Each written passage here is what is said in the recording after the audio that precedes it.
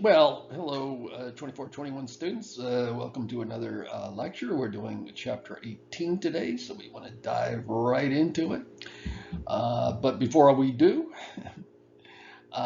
which is to say, before I do, I do want to welcome you, and I hope everyone's feeling well, and so on. So let's go.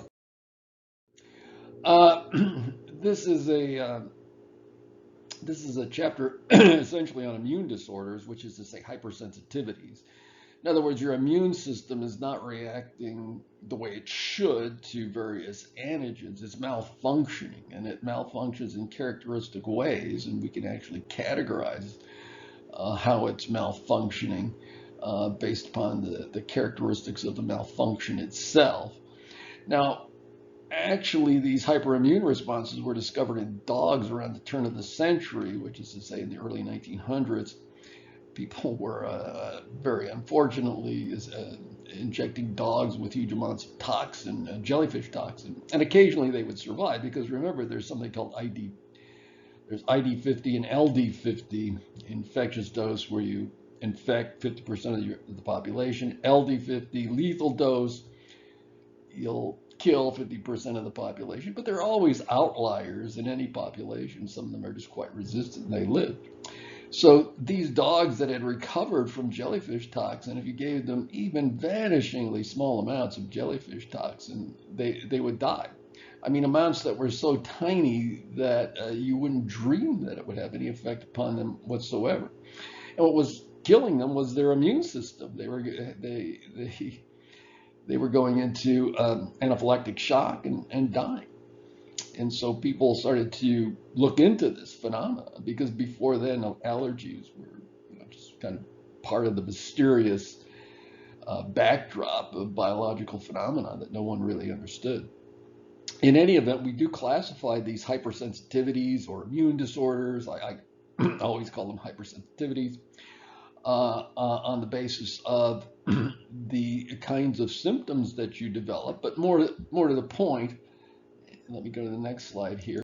More to the point, the time courses here, because you'll have certain characteristic symptoms that develop within a certain period of time, and based upon symptoms, based upon the time course, they were categorized originally in that way. Today, we have a pretty good understanding of how the immune system works, at least the outline of it. And these categories now reflect certain kinds of mechanisms, immune mechanisms, that we want to learn about. I mean, we do. We want to learn about those, don't we? We do. I so let's do that. And in fact, consider the SARS-CoV-2 virus. I mean, what really kills people primarily is an immune response, a cytokine storm that causes enormous amounts of inflammation in the lungs, and this leads to huge amounts of fluid, which means you can't get oxygen into the blood because you're trying to get oxygen through this little alveoli that's full of fluid, and that just doesn't work. So you die from hypoxia, that kind of thing. Okay, so let's look at these types in a kind of systematic way here. So that's what we want to focus on in this chapter. The chapter is also headed as AIDS and other immune disorders because at one time AIDS was considered to be a big deal back in the early 80s when it first sort of began, and people were agog and aghast that there was such a thing. It turned out to be not as horrible as people thought it was going to be. And now, of course, there are treatments. It's kind of a minor thing. But the chapter title reflects the Bauman's fascination with it. And at one time, people were totally fascinated. But probably in the future it'll be SARS, CoV-2, and other induced immune disorders or something like that. Okay, so let's talk about type, which is immediate hypersensitivities, which can happen. You eat a peanut or something, and all of a sudden you drop to the ground in a few minutes. These type ones, though, they're essentially local. most of them are just localized hyperimmune responses, and they're induced, of course, by antigens. But you're you're improperly reacting to antigens, and so the antigens that bring about this hyperimmune response are called allergens, which is the same thing as antigens, but that's what they use in immunology, so we use that term. And what you want to watch is this video right here, which is actually pretty good. And it's a video about why kids and modern people like yourselves are so sensitive. You're very sensitive. Oh, you're snowflakes. You eat a peanut and you die. Now, that's a terrible thing to say because people really do die from eating peanuts and other kinds of foods. But this is very peculiar historically because if you go back in time, this is almost unknown.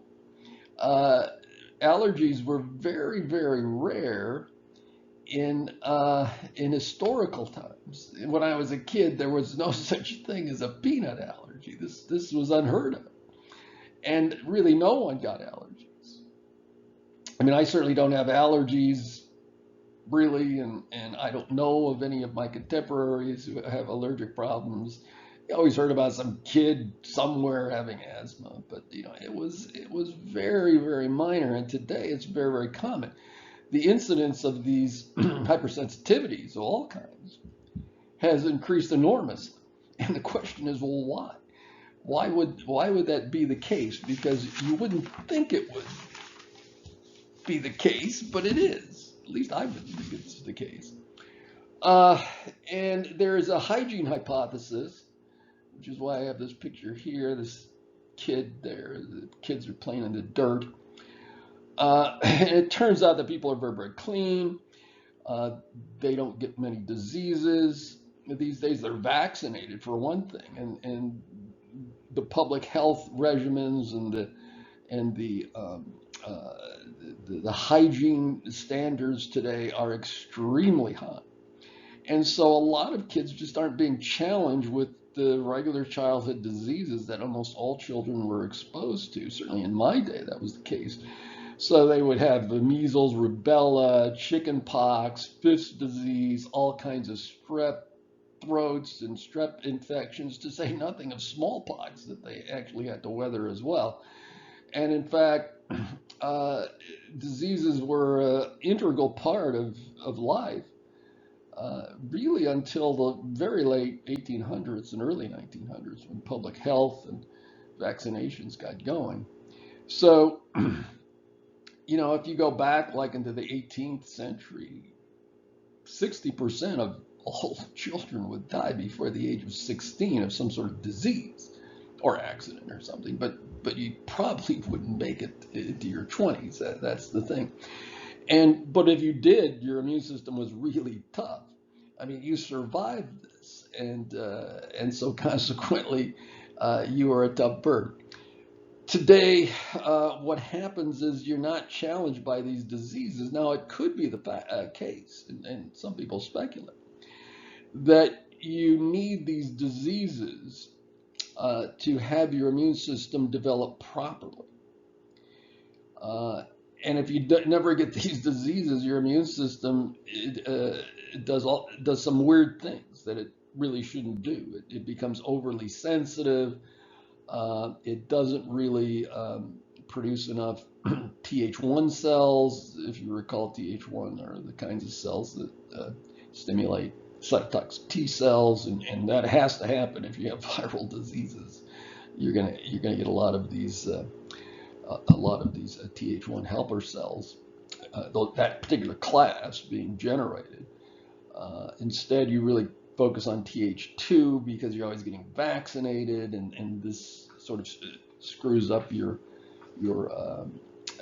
balance between the two. Plus, your Tregs aren't engaged as much as they should be. They don't develop properly. So by the time you become an adult, for example, you can have all these bizarre allergies that would have been eliminated if you had gone through this. Now, the upside is at least you're alive, But the downside is your immune system didn't develop properly because it wasn't challenged. It's kind of like, you know, you're in front of your um, video games all day. You never exercise. So what happens to kids? Well, they get fat and their bones don't really toughen up. They don't mineralize properly. They look terrible and they don't develop muscles. And, you know, there are consequences to that will follow you throughout your entire life, as a matter of fact. So, you know, giving your kids a lot of pets, having them play in the dirt, which exposes them to a lot of antigens and so on. uh, uh, you know, and not being overly concerned if they get diseases is probably one way to decrease the incidence of allergies in your children. That's assuming they survive, you know, that kind of thing. But this is a good video, so watch that. That kind of helps to set the stage there for what I was just talking about. Anyway, what are the what's going on in type 1 hypersensitivities? Well, remember we have these cells called basophils. Those are floating around in your bloodstream. They contain a lot of histamine and other kinds of compounds like these guys. And I did go over that when we talked about inflammation. There's also mast cells, and when I was talking about complement, I did mention that. They're kind of like fixed basophils. They're similar to basophils in the sense that they're scattered throughout tissue. They're rich in your intestines, your bronchi, but they're really all over the place. And they contain a lot of these compounds as well. Now, there is this antibody called IgE, as we know. It's present in vanishingly small concentrations in the serum. However, where is it found? Well, it's found fixed to the membranes of these two kinds of cells. The stems of these antibodies are actually fixed there. And the mechanism here, and let's go to the next slide, you can kind of see here. This antigen-presenting cell, it takes in an allergen now. We're talking about something that's going to make your immune system react in a way it shouldn't.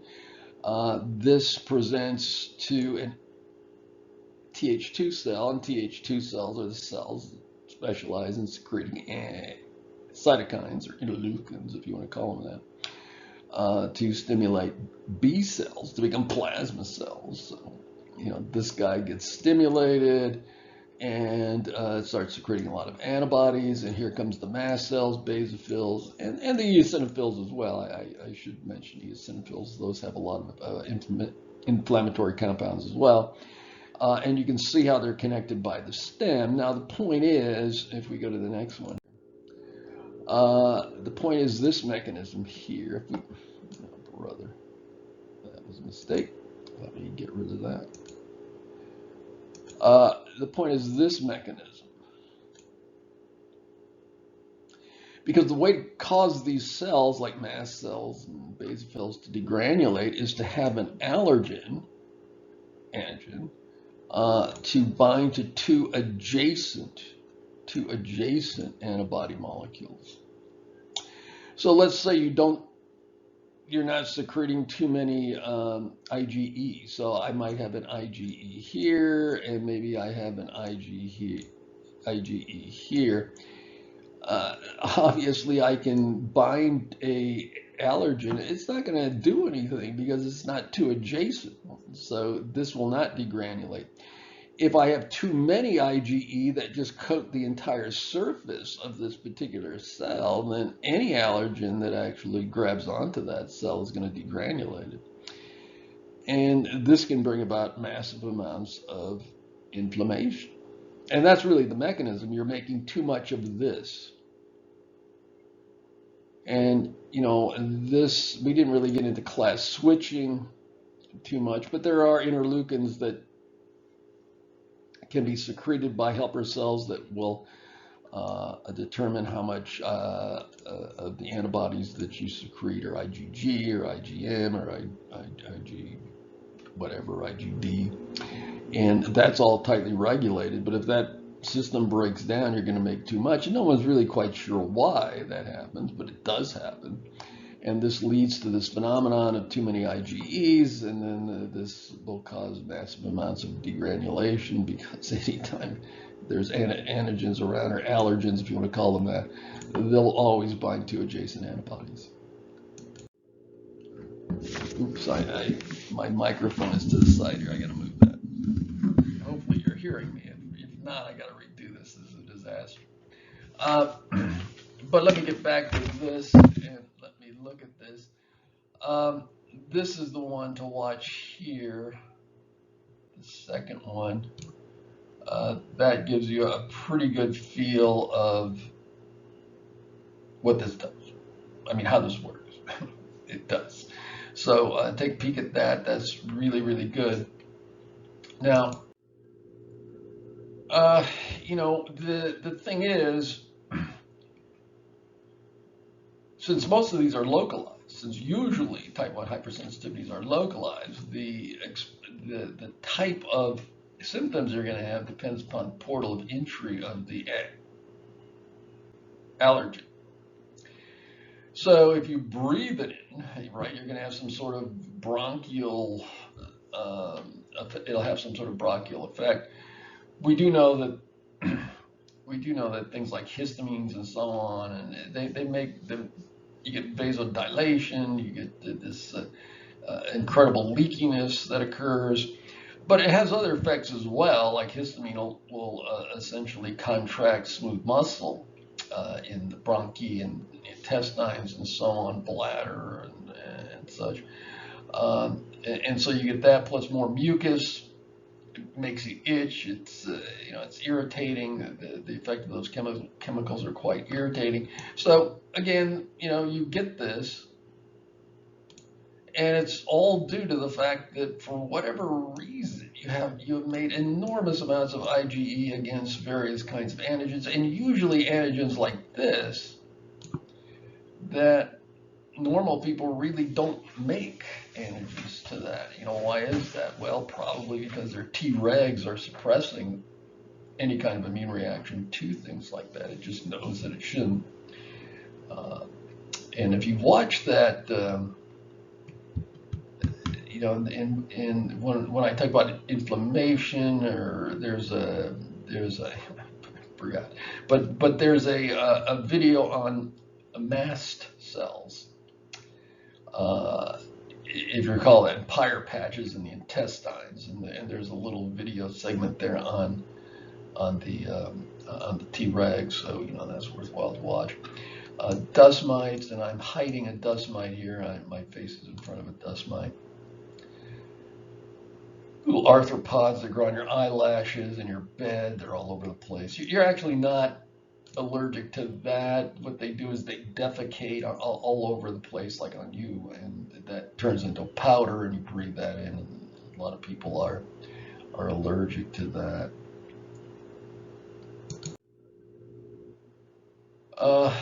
Asthma is type 1, and again, the histamine can cause this constriction in the bronchi of the muscles. I mean, to such a point that you can actually die from that.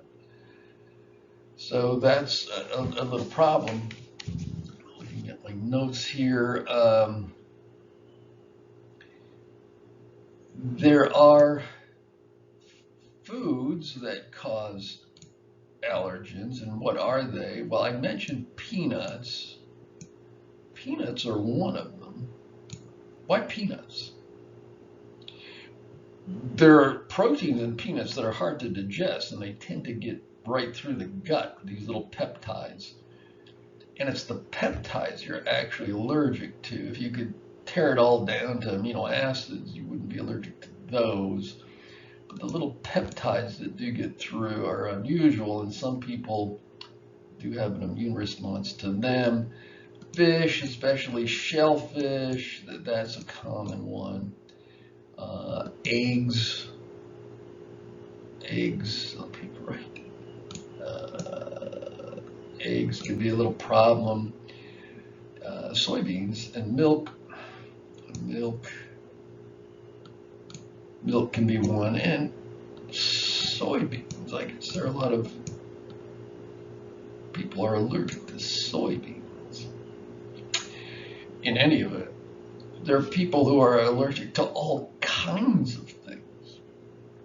I mean, all kinds of things. Um, and that's a good video to watch. I mean, people are allergic to things like cold. So how can you be allergic to cold?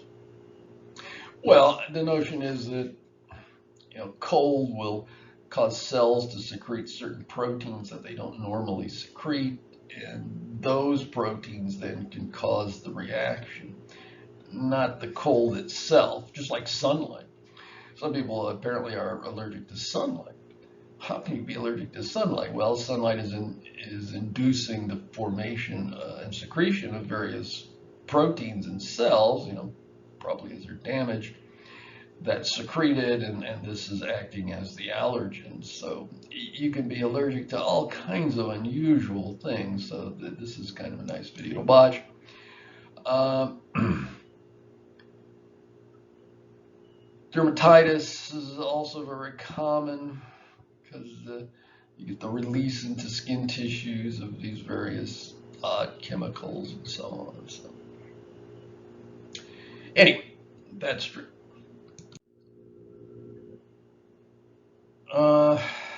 Now there is something called systemic allergic reaction. There is, and that typically can kill you. And this is really brought about by the release of histamines and these other inflammatory compounds throughout your entire body. So, and it's surprising. I mean, you just eat a peanut, and that can bring it about. It's probably some cascades are going on there. It's not that well understood, but certainly in terms of inducing, the constriction of the bronchi, that can, the histamine itself can cause you to suffocate. Loss of fluid can cause an enormous drop in blood pressure. Right, here's my blood pressure. And typically, as everything gets leaky, blood pressure falls. If it falls too much, your organs will fail, as well as your heart, and then you're dead. And of course, you get terrible intestinal problems because everything is contracting in your intestines. Now, how do you treat that? Well, you can treat it with epinephrine. Right? And so that's a pretty good video to watch on this particular subject. I recommend that to you. In America, it's called epinephrine. In every other country, it's called adrenaline, by the way. So adrenaline.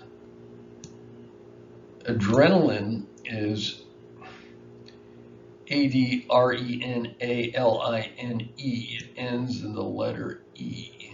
If you want to spell that. Oh. So if I was going to spell it, and I'm not, because I think you can spell it, adrenaline ends in the letter E. It does. Why do I harp on that, of all things? Because there was a pharmaceutical company called Park Davis, and they marketed a product called adrenaline that didn't have an E. It just ended in an N. It just ended in an N. They dropped the E, but they trademarked it. It's a registered trademark. And so they said you can't use the term adrenaline with an E because it's too close to our trademark. And so if you're a book publisher, you got to use another word. So the book publishers came up with epinephrine there. That's what they came up with. That's why we say epinephrine. The rest of the world, you go to England or something, they're going to say adrenaline. Okay.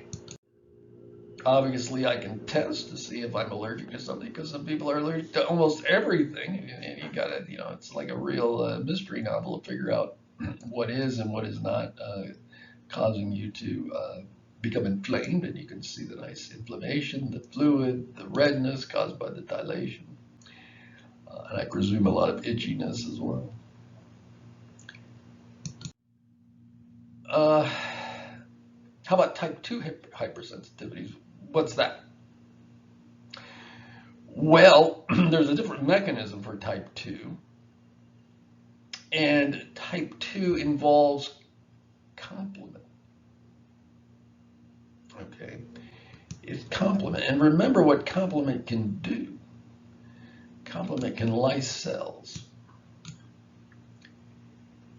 And so what happens is you're using this complement system that's normally only activated when you have, there's three ways to activate complement, as you know, and one of them is like, the lectin method, and it's only going to react if it sees mannose, and there's the alternative, which is BDP, and these lipopolysaccharides that it's reacting to, and then the classic method with antibodies. This one tends to key on uses antibodies and complement to lyse things that it shouldn't be lysing, like your own cells. Now, they do talk about transfusion reactions, so I want to talk about that because transfusions are very peculiar when you think about transfusions. And plus, it's always good to know your blood types and how blood types work. So let's take a peek at blood types here. If you're like type B, let's say you're a type B type person, let's say you are. You're in your serum, in your blood, you're going to have anti-A antibodies. Even though you've never been exposed to type A blood, you'll have these antibodies floating around. And then the question is, if someone gives you, type A blood or type AB blood, you're going to react to that blood and lyse it, and that's a disaster because you're going to release hemoglobin, which is incredibly toxic, and you can die from it. But why would you have anti-A antibodies floating around if you've never been exposed to type A blood? And the reason is, this is really against bacterial antigens. I'm just going to put BAC here. And the theory is it's due to bacterial antigens that you come into contact with in the course of your life, so you very early in your life. And so you build up these antibodies against the bacterial antigens, and it just turns out that bacteria have antigens in them that are very similar to A and B. So if you're type B, you're not going to make antibodies against yourself, and we know why, due to clonal deletion. But you will make antibodies against the A-type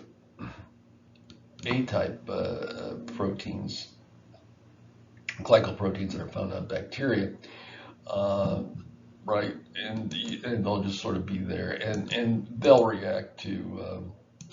They're going to react to AB blood or A blood and so on. Now, type O blood, by the way, doesn't have any antigens on it at all. Well, I mean, it does, but in terms of A or B antigens, no, it doesn't have those. So, this you can really give to anyone, right? Because even though you have these antibodies, right? You have these antibodies. You can just give that to anyone, they're not going to react.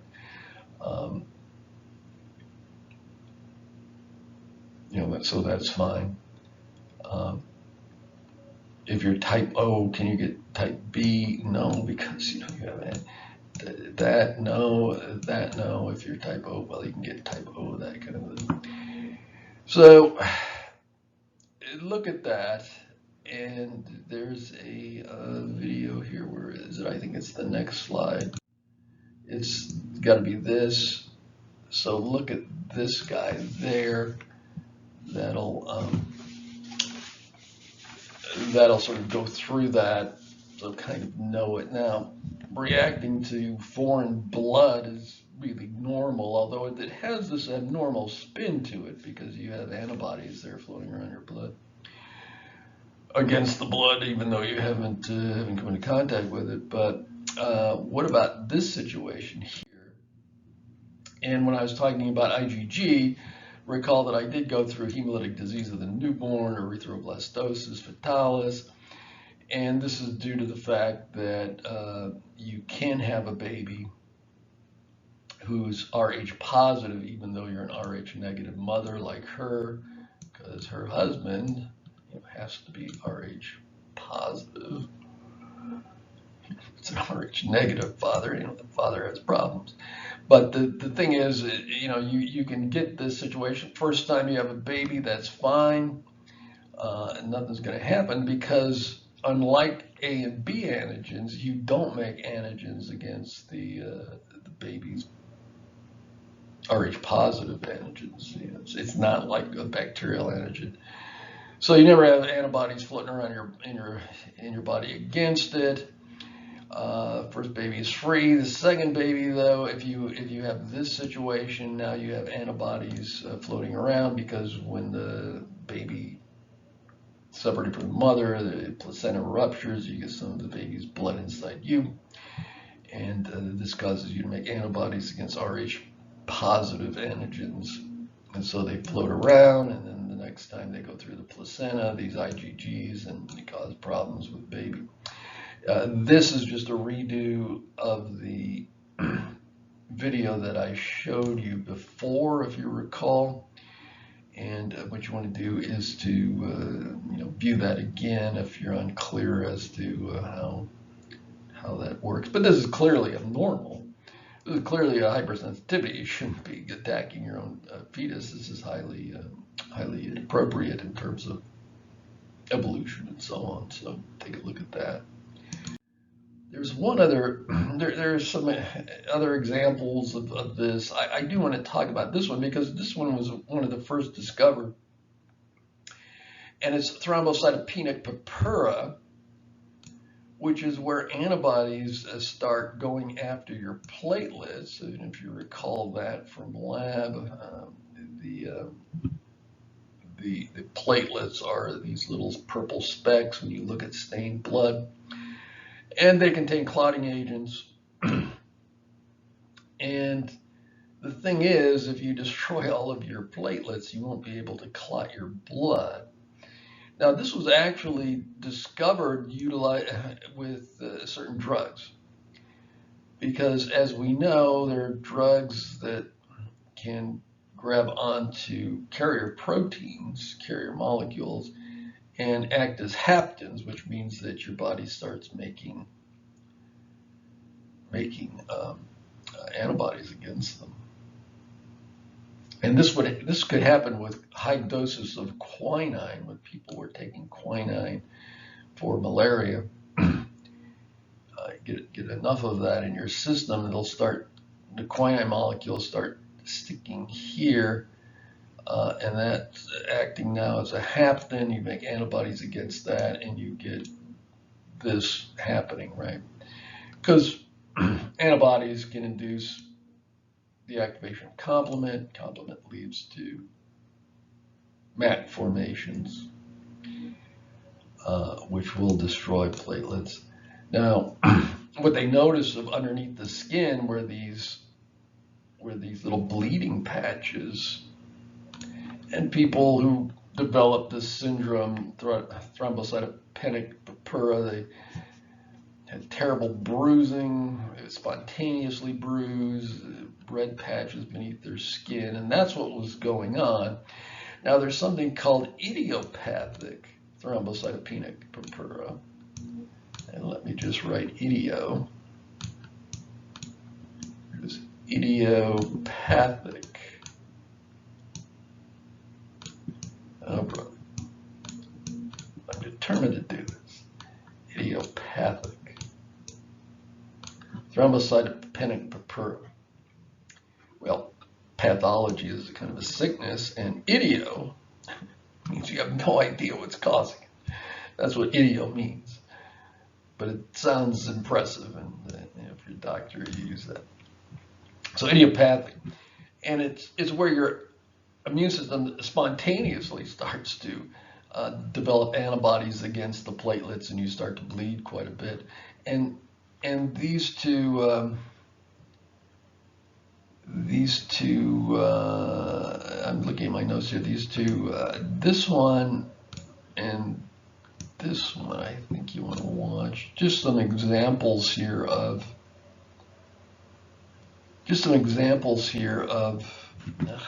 can't see. Let me just look. Yeah, that's right.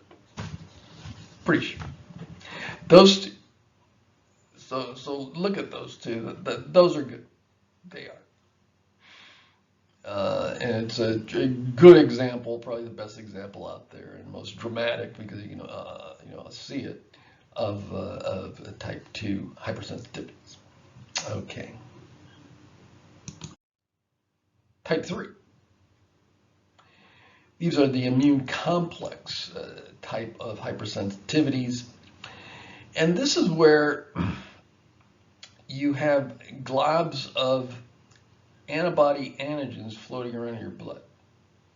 See, if you have a big clump of antigens and antibodies floating around in your blood, well, they're not going to float around for a very long period of time. What's going to happen, of course, is that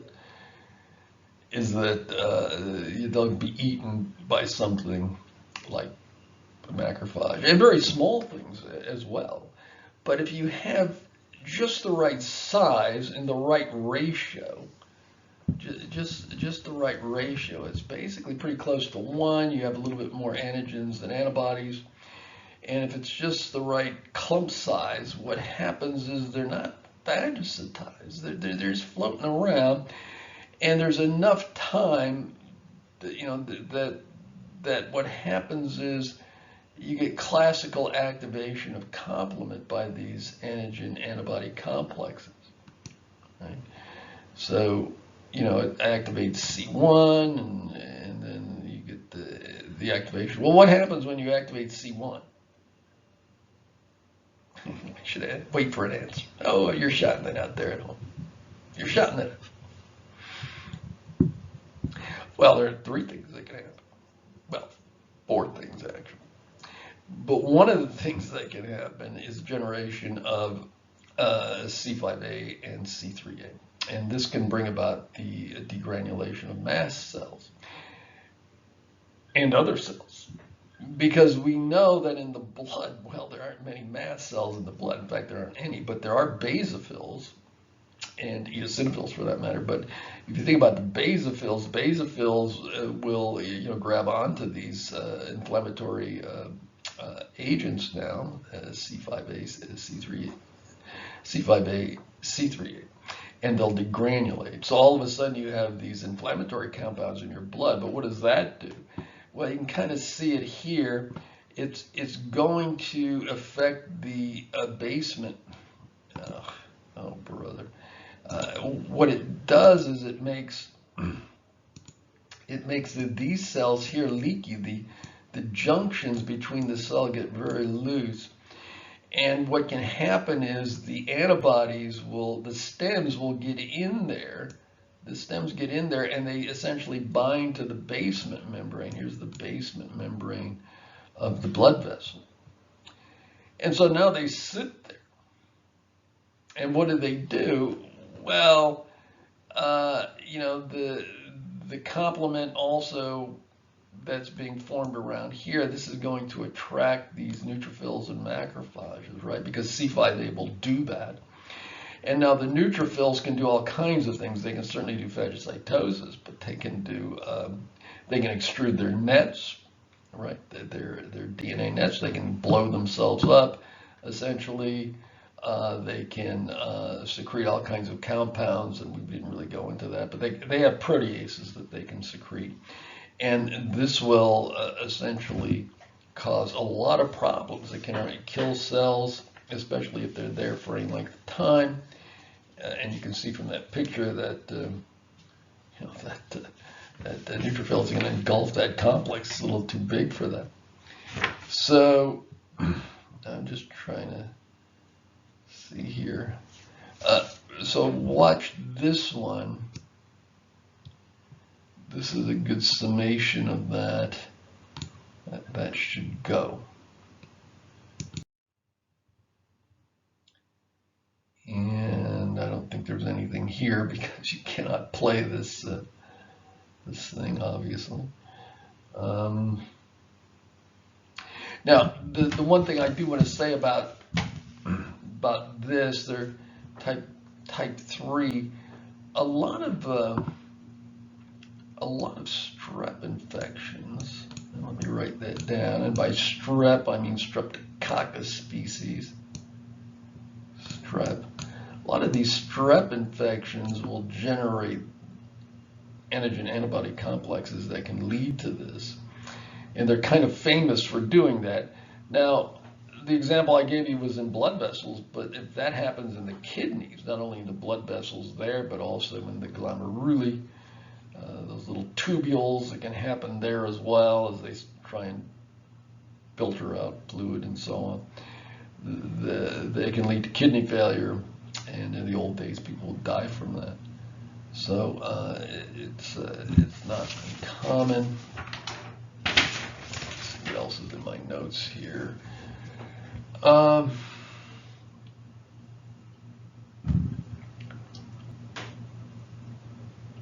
lot of other things can bring this about in terms of the antigens. There are antigens, especially breathable antigens, that you can be exposed to that will induce this kind of hypersensitivity. There's something called mushroom grower's lung, where if you are growing a lot of mushrooms, the spores can induce this. There's librarian lung.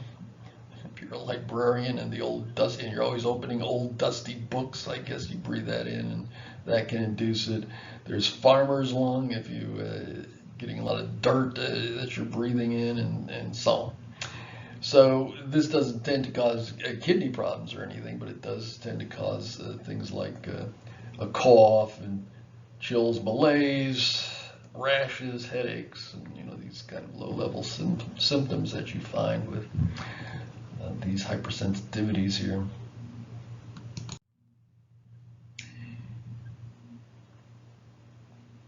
Type 4 cell-mediated reactions.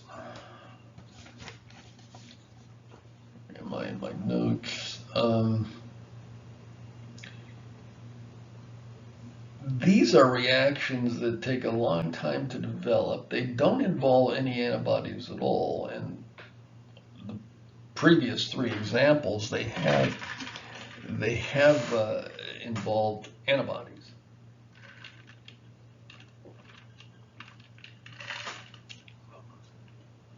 They do. And these are really due to some interesting mechanisms here that we want to look at. Now, the classic inducer of, say, a type 4 hypersensitivity would be poison ivy. And since it's, summer almost, with June, but you want to know how to recognize poison ivy. And there's a good film on that. I think if you want to do that, I recommend that. If you're at all an outdoorsy kind of person, sometimes I get the urge to frolic in the woods, that kind of thing. And you really want to know your poison ivy, because there's a lot of it around that I've noticed, at least where I live.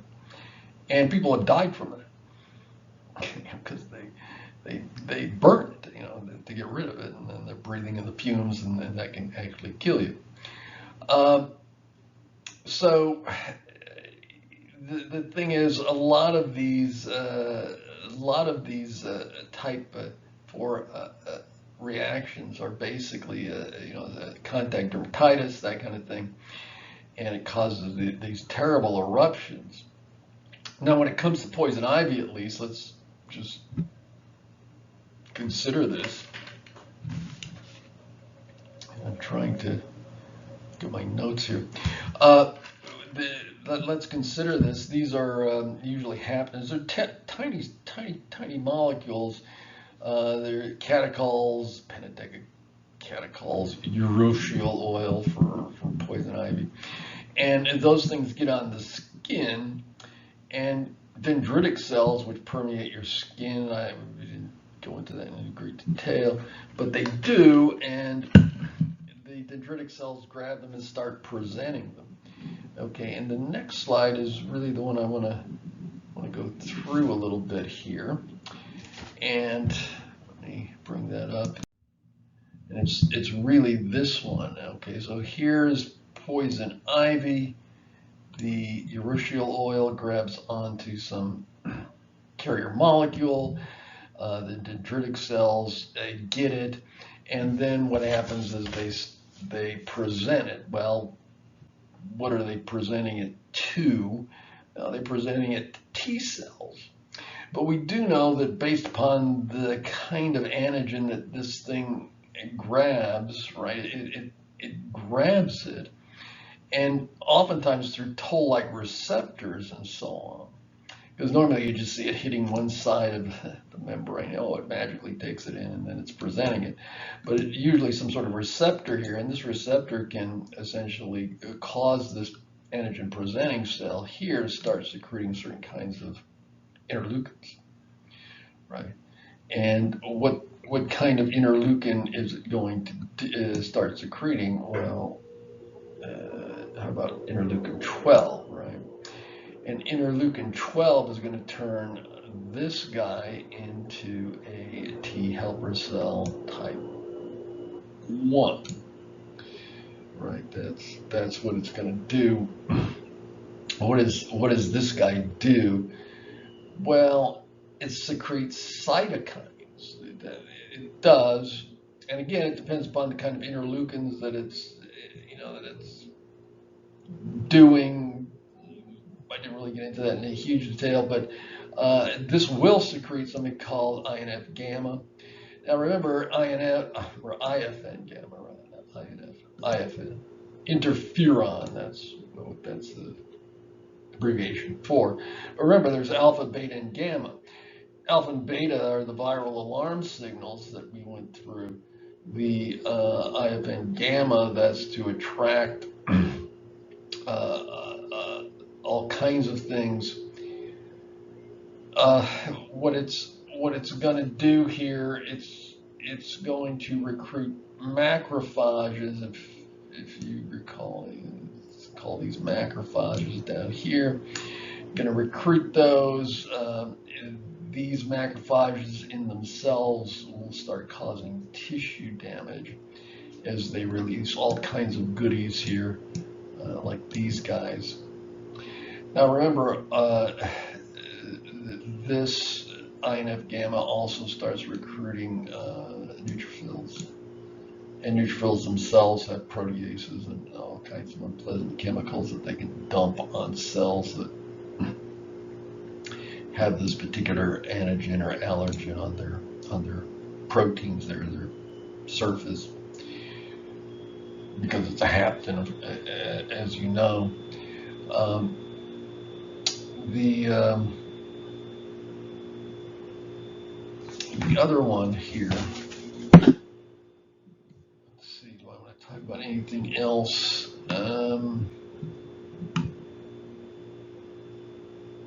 There's a kind of inflammatory cell called T helper cell 17. The thing is, this cell as well causes a lot of problems. It specializes in inflammation, which is basically all those things we talked about. And this guy then, what that does, it's brought about by IL-6. And this can induce some of these to become a T helper cell 17.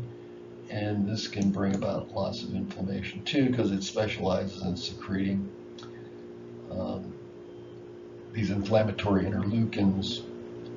So all of this is going to bring about significant tissue damage. This is really a good video there. Good video there. So watch that, brother. Watch that. That's a good one. And I think that's all I'm going to say about that. Not much to say there. Let's move on and talk talk a little bit about autoimmune diseases. Now, autoimmune diseases, depending upon the kind of disease, any of those mechanisms we're talking about can be involved in these autoimmune diseases. And although it's saying it's spontaneous and random, that's true. There is some evidence that it's genetic. Some people are more it's more likely you're more likely to get it due to genes, but it's not like a powerful sort of correlation. A lot of it does seem to be pretty random. Um, and there's two general trends that I'll mention. One is that the older you get, the more likely it is you are to develop that. Old people tend to have immune problems, and eventually your immune system kind of totally poops out, and then you're dead of some infectious diseases. Is typical with a lot of old people. But the other thing is women are more affected, and there are a couple of reasons why women should be more affected than men, and one of them is estrogen. Estrogen, I'll just abbreviate that as EST.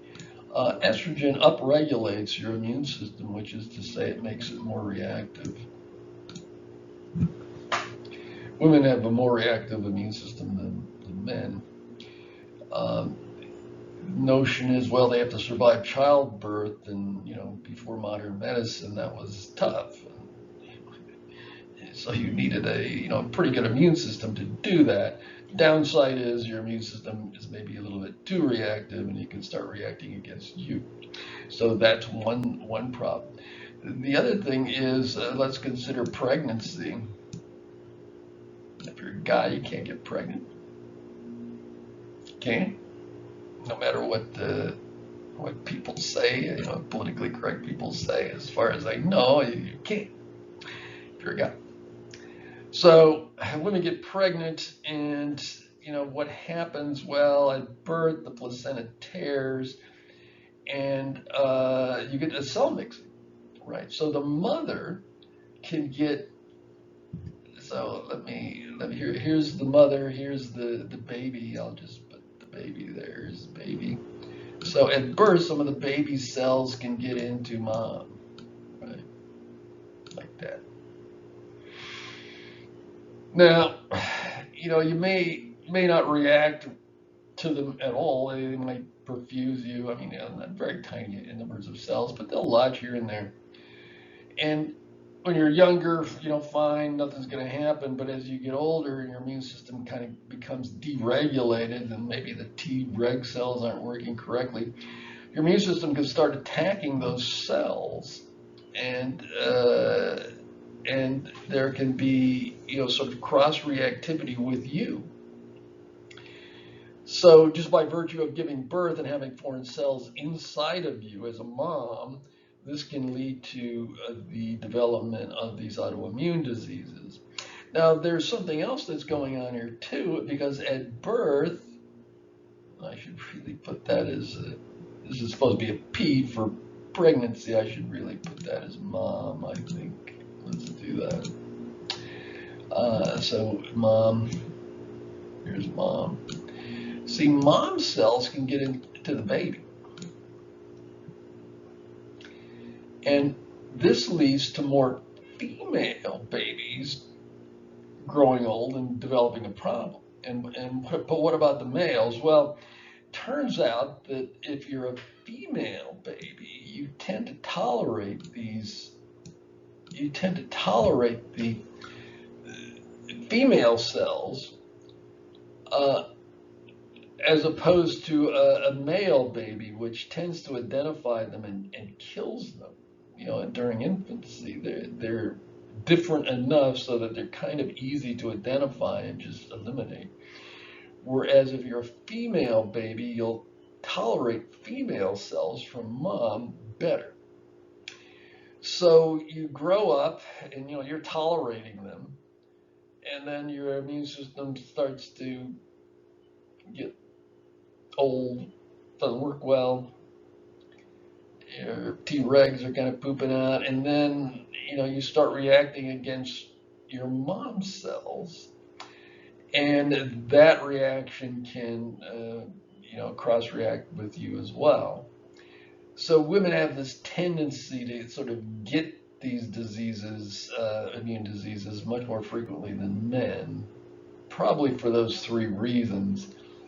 Um, and I do want to talk about one kind of immune system here, immune problem that's pretty common in women, much rarer in men, and that would be lupus. So if you watch that, that's pretty good summation of lupus. So lupus is an autoimmune disease. It can be very, very mild, and the symptoms can be, you know, tired, fatigue, headaches, malaise, that kind of thing. Or they can be very dramatic and kidney failure and death even. Lupus can be discoid lupus, which is skin eruptions, or it can be systemic, which is throughout your body. Your immune system is attacking your entire body. It's characterized, or very common to see this butterfly rash here. Here's my butterfly rash, kind of like a butterfly, I guess. I don't know. But yeah, I mean, this is typical. Typical. Uh,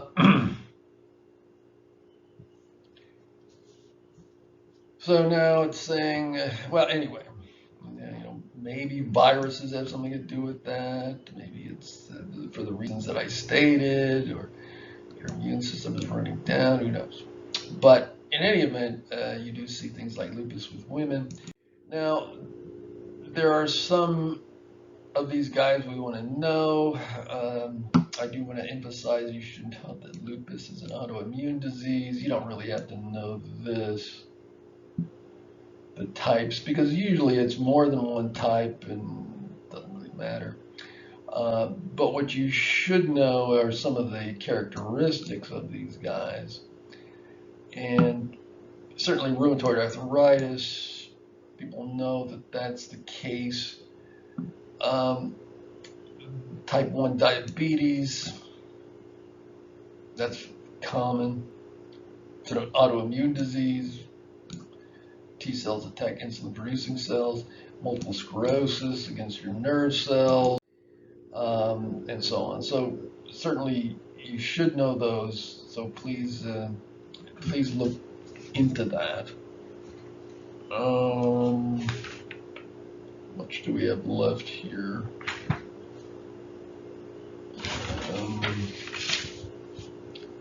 Graphs.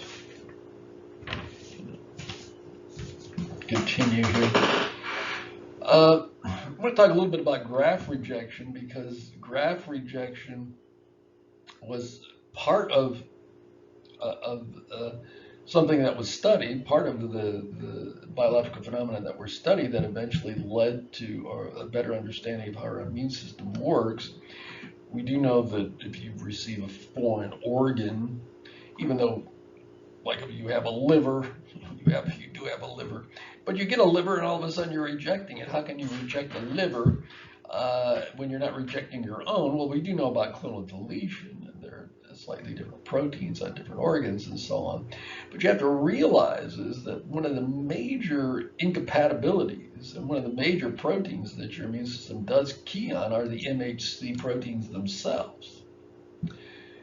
And these are also called human leukocyte antigens, the HLAs. Now, there are cases where, identical twins can get exchange organs among themselves. That's not going to cause a problem, but we do know that we can get organs from other people, and with the help of some drugs, we can not have a terrible immune reaction against them and actually use the organ for our own physiology, right? And there's something called tissue typing that people do. and they basically are keying on these MHC proteins. That's what they're typing.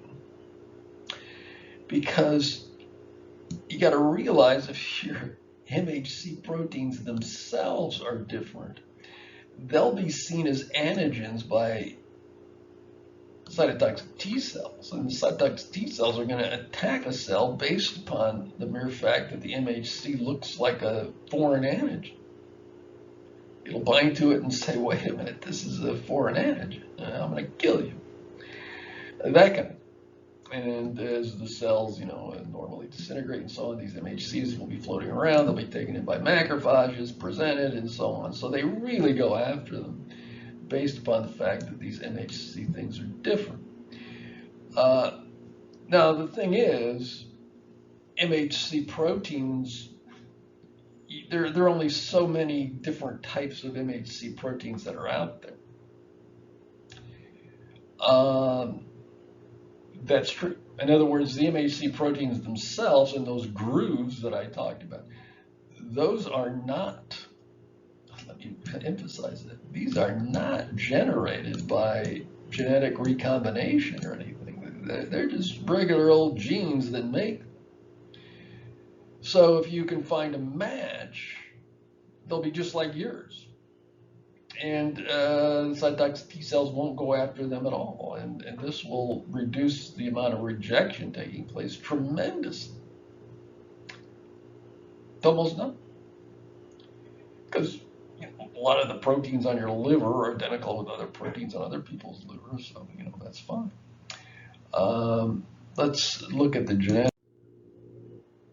Okay. I'm having all kinds of technical issues with my slides keep skipping around, and then I have to redo them, so I'm giving up. I have to run this problem down. But next time, we'll cover all of this, the specific genetics involved in tissue typing.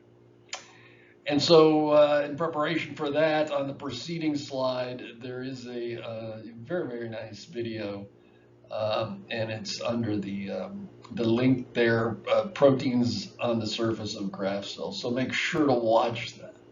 And then once you watch it, this will be child's play. But right now, I'm just disgusted. This is like the third time I've tried to do this, and it's a terrible problem. So I'm going to stop here. The gods have proclaimed that I should stop, and so that's fine by me. And I'll put up this as part 1, and then I think there's only like 10 slides to go, and I'll do the rest in part 2, probably tomorrow, and continue. And then that's this week, and then next week, late in the week, we'll have another test. So that'll be test 4, and then the final, and then we're finally done with this semester, which seems so strange, but nonetheless. I think we're looking at the light at the end of the tunnel. Hopefully that's not a train coming. So in any event, I'll say goodbye for now. So let's stop here.